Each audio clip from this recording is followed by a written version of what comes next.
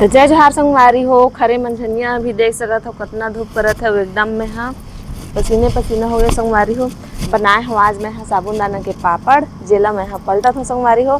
तो आज के पापड़ ला मैं ऐसी नमक बस डाल के बनाए हो संगवारी हो। सादा काबर के बच्चा मन तीखा नहीं खा पाए एखर कारण अउ हमन बनाबो कल संगवारी हो पापड़।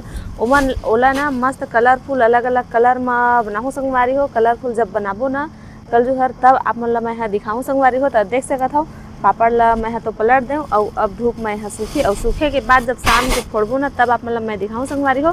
और फिलहाल कल हमन कलरफुल मस्त रंगीन कलरफुल एक नंबर पापड़ बनाबो तो आप मन ला दिखाबो संगवारी हो।